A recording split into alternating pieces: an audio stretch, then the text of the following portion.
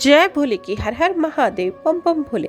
आज मैं आपको सुख सागर 10वें स्कंद का 40वां अध्याय सुना रही हूँ।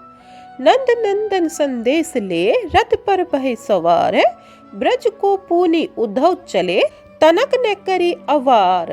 उद्धव सो पूछन लगे नंद बाबा भरी नैन, ब्रज मोहन संवाद में है बीत गई सब रैन। सुनिए, श्री सुखदेव जी बोले, हे नरप, वृषिण वंशियों में श्रेष्ठ उद्धव जी जो कि बृहस्पति के शिष्य थे, वह भगवान कृष्ण के बड़े प्यारे सखा थे। एक दिन उद्धव का हाथ पकड़कर भगवान कृष्ण उनसे बोले, हे उद्धव, तुम ब्रज को शीघ्र ही जाओ और वहां जाकर हमारे माता पिता को प्रसन्न करो तथा मेरा संदेश सुनाकर गोपियों की विरह अवस्था को दूर करो, क्योंकि उनके प्राण मुझ में ही लगे रहते हैं। मेरे लिए उन्होंने अपने पति पुत्रों को भी त्याग दिया था। उनको मैं अपने संदेश से सुखी करना चाहता हूँ। वे इस समय मेरे दूर रहने पर मेरी रात दिन याद करती हुई मोहित हो रही होंगी। वे मेरे लौटने की आशा से ही जैसे तैसे अपने प्राणों को धारण कर रहे होंगे।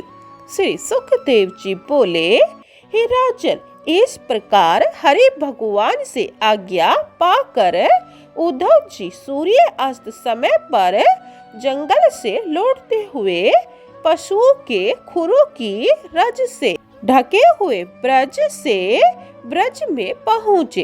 गोधूली से रथ के ढक जाने के कारण उद्धव जी के रास्ते में आते समय कोई न देख सका।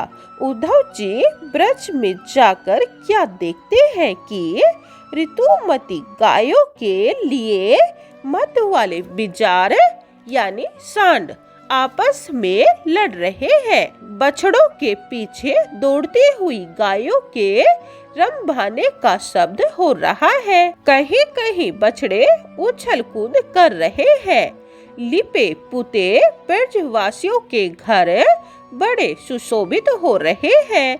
चारों ओर फूले हुए वृक्ष शोभा दे रहे हैं। उन पर भौरा तथा पक्षियों के मधुर मधुर शब्द हो रहे हैं। नंद बाबा ने आए हुए उद्धव जी को देखा तो बड़े प्रसन्न हुए। प्रेम से उनका आलिंगन किया और बड़ा सत्कार किया। भोजन कराने के बाद शैया पर लेटे हुए उद्धव जी से नंद राय पूछने लगे, उद्धव जी, हमारे मित्र वसुदेव जी अपने लाडलो पुत्रों के सहित आनंद में तो है ना? पापी कंस तो मारा ही गया। यह बड़े ही आनंद की बात है कि क्योंकि दुष्ट कंस हमेशा ही यादवों से बैर करता रहता था। क्या कभी कृष्णचंद्र हम दोनों नंद, यशोदा और गोपी गणों की तथा वृंदावन एवं गोवर्धन की याद करते रहते हैं? क्या गोविंद कभी इन अपने गोप गणों के देखने की इच्छा करते हैं? कृष्णचंद्र के चरणों से विभूषित नदी, तड़ाग और इन पहाड़ों को देखकर तो हम सबों का मन कृष्ण में ही हो जाता है। उनके चरित्र को याद करते करते हमारे सभी काम ढीले पड़ जाते हैं। उनके विरह की अवस्था में हमें अपने तन की भी सुध बुध नहीं रहती। कृष्ण ने हमारी दावाग्नि तथा वर्षा आदि से रक्षा की है। हम जानते हैं कि वे दोनों देवाधिदेव हैं और देवताओं के कार्य के लिए उन्होंने पृथ्वी पर अवतार लिया है। जिन्होंने सप्ताह पर्यंत गोवर्धन धारण कर समस्त ब्रज को बचाया। सुखदेव जी बोले, हे राजन, उद्धव जी नंद यशोदा का कृष्ण भगवान में इतना उत्कृष्ट प्रेम देख बड़े प्रसन्न हुए और उनको अनेक प्रकार से समझाने लगे।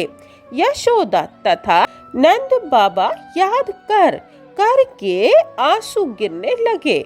उद्धव जी भी उनके प्रेम की प्रगाढ़ता को देख चकित हो गए। उद्धव जी बोले, हे नंद और हे यशोदा जी, तुम खेद मत करो। बहुत जल्दी कृष्ण ब्रज में आकर तुम्हारा प्रिय करेंगे। कंस को मारकर तुम्हारे पास आकर जो कुछ तुमसे कृष्ण भगवान ने कहा था, उनको वह अवश्य सत्य करेंगे। हे महाभागो, कृष्ण भगवान को तुम जल्दी ही अपने पास देखोगे, क्योंकि वे सब प्राणियों के भीतर हृदय में विराजमान रहते हैं। जिस प्रकार की काष्ठों में अग्नि है नृप, इस प्रकार उद्धव जी और नंद बाबा के बातचीत करते करते रात व्यतीत हो गई। प्रातः काल होते ही ब्रजवासी नंदराज के द्वार पर सुवर्ण में रथ को खड़ा देख आपस में कहने लगे कि भाई, यह रथ किसका खड़ा हुआ है?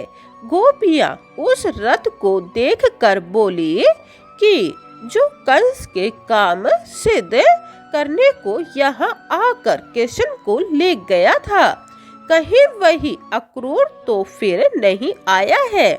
अब क्या यह कृष्ण रूप प्राणों से रहित हमारे शरीर के मांस से अपने मरे हुए स्वामी कंस का श्राद्ध करेगा?